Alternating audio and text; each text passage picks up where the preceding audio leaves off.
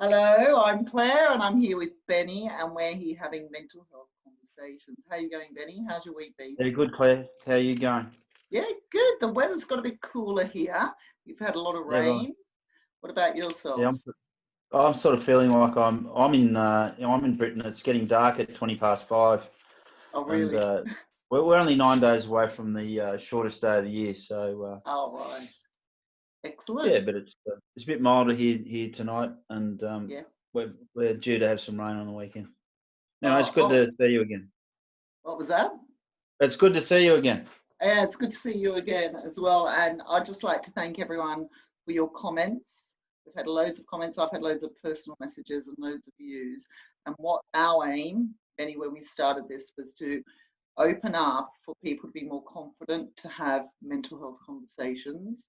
So we're starting them. So we're hoping that people are feeling like we can all talk about it.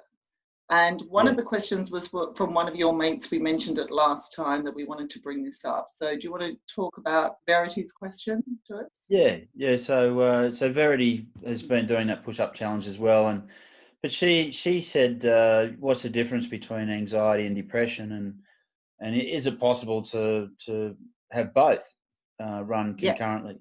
So it'd be good just to get some insights on that, Claire. Well, yeah, I do have a lot of insights because it's really, really interesting. And you've got some as well. I've sent Benny a really good article by the head of health at Bupa in the UK, a man called Nick Ridgman. The article was written in 2017. So we're going to put the link on for you. So Mm. anxiety and depression, we need to look at the difference back to emotions, and it's all about moods and feelings. So from the article, Benny, from the Mm. moods and feelings, what did you see the definition as depression being from the article? Uh, a constant feeling of sadness, Yep. just feeling down constantly. Yeah. I think it said it was depression was a single condition, Yes. whereas anxiety has a whole variety of different conditions. Generalized anxiety disorder, Yep. GAD, social anxieties, phobias, Yep. panic disorder. So there's a whole OCD. OCD is yeah, another one.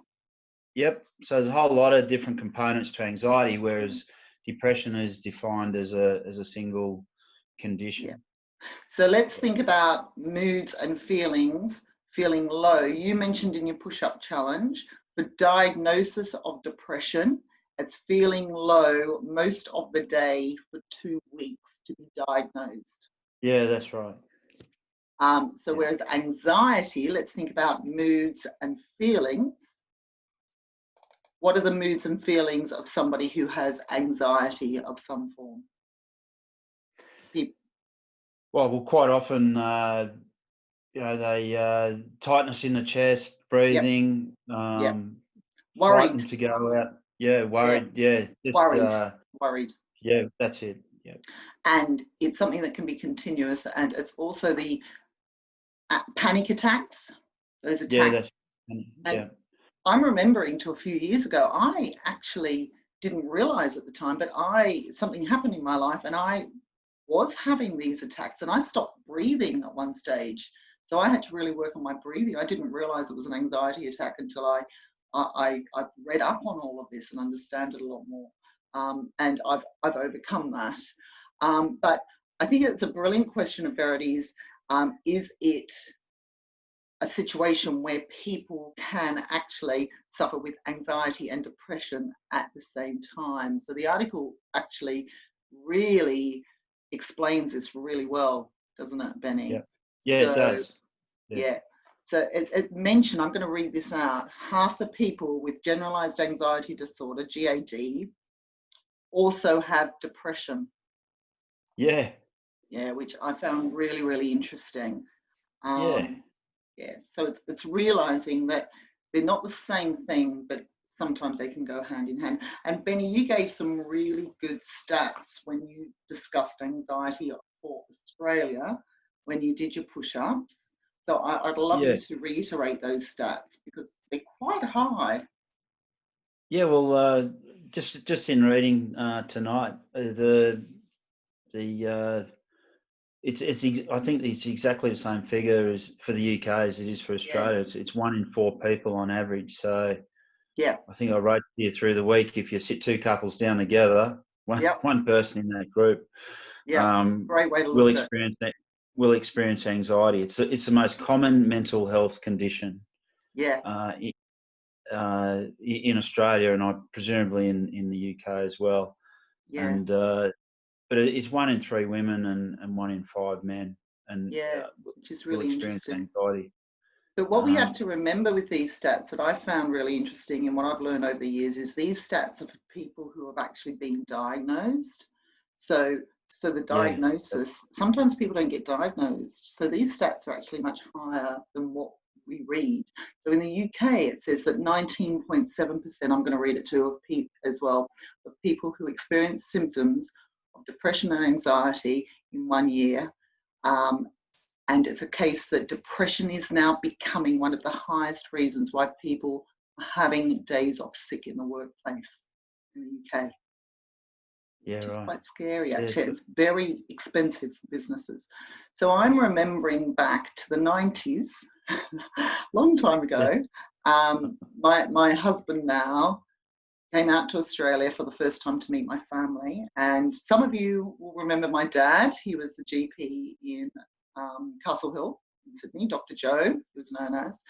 And my husband reminds me quite frequently of a conversation he had with my dad, which was that he was getting shocked as to the case that more and more middle managers were coming into him to get signed off for stress. And he said, what's going on with the world? This is Joe. What's going on with the world?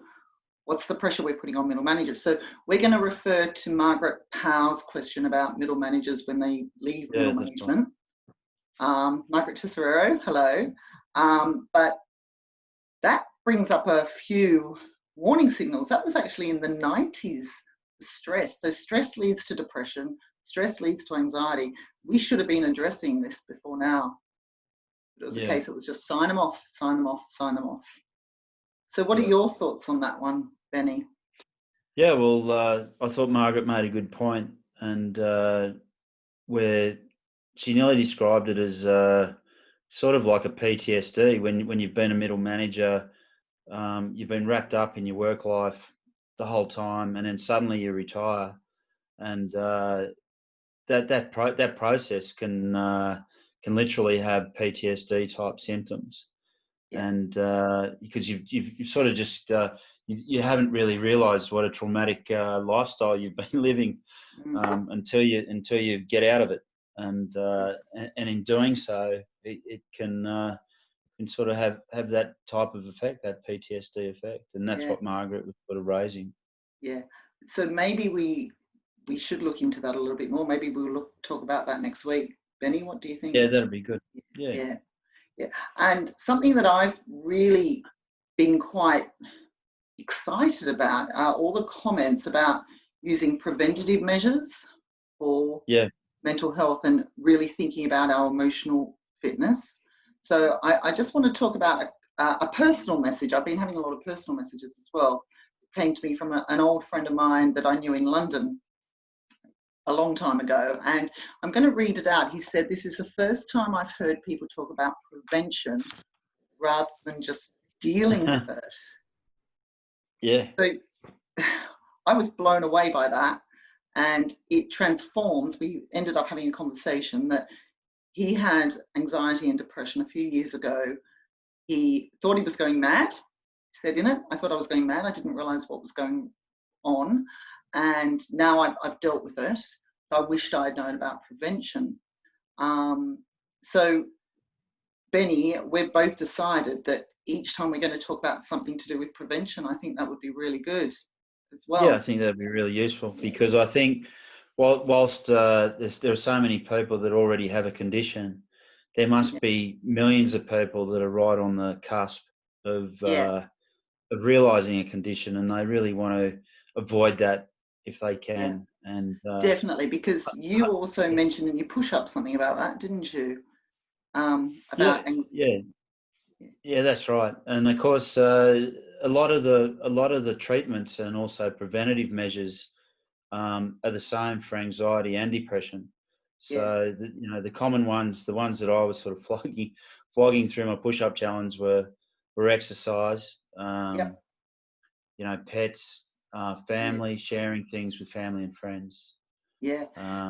Yeah. But something you mentioned, I remember, was something about if we deal with it early on, we're more likely to recover. Yeah, that's right. And absolutely. Sooner people with anxiety get support, the more likely they are to recover. That's what the research shows. So that's a fact. That's a fact. So it's so important to get onto it early. If you think that you're about to lapse into that depressive state and you are very anxious, it's really important to get that support as soon as you can. Yeah, definitely. So we'll bring the prevention into the conversations, but there's one extra thing I want to mention that this friend mentioned, because our conversation went on, and I said to him, do you mind if I quote you? And he said, please don't use my name, because I'm over it now, and my new workplace, I'm dealing with it well, and they know nothing about it. And that actually brought a few alarm bells to me, and I've just watched a fantastic Instagram, Facebook post from Robbie Williams, who is interviewing a 15-year-old girl who's had anxiety and depression. As we all know, Robbie Williams has suffered with mental health concerns as well over the years. And he actually, I'm going to put the link on. I think everyone should watch at least the first 5 minutes of it, because he went into detail of when you recover, tell people. So often people see it as bad to have ever had mental health concerns, but if we recovered from a broken leg, we'd talk about the story. But if we can tell people we're getting stronger and stronger, we should be celebrating recovering from mental health, because it makes us a stronger person. And I love the way Robbie said that. So what are your thoughts on that one, Ben? Yeah, absolutely. I think that's a great point. And we celebrate all sorts of things, but recovering from a mental health condition would be truly something to celebrate. Definitely. Yeah, every week I find out about more people that have that are suffering from depression and anxiety, and I don't hear of too many that have actually celebrated recovery from it. So I think that would be a great thing to do. Yeah, definitely. So we have had a few comments that, we like to talk a lot. We're trying to get these to 10 minutes, and we're back onto the 13 minutes. So this has been a great conversation, and we did want to go into exercise a bit more, which we didn't. So we'll talk more about prevention. You've got some apps. I just had a quick look around apps. If you just type in best apps for anxiety and depression, some really good references will come up on Google. But the ones that sort of are common across a whole lot of different references are things like Calm. Calm actually, and Joff talked about this one. He uses it. Some of these apps are free, and others you pay per month. Some of them are more expensive than others, but Calm was actually the Apple App of the Year in 2017, I think. Out of all apps, it's called Calm, CALM, and it's apparently it's a fantastic app for mental health. But just a few others before we go, Claire. Happify, Breathe to Relax, PTSD Coach, Headspace.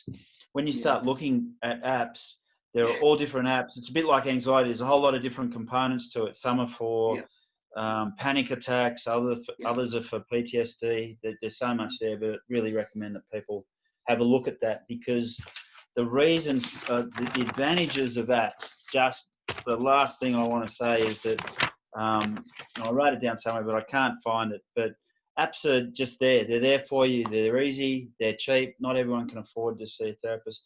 They certainly don't replace a therapist. They're there to supplement health professionals. And I'm going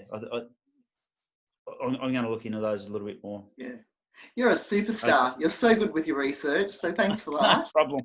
So we've got quite a few links to go on today, and we'll thank you very much, Peter. And we'll see you all next week. We'll see you next week. Have a nice weekend. Take care. You take care. See you. Bye-bye. Bye.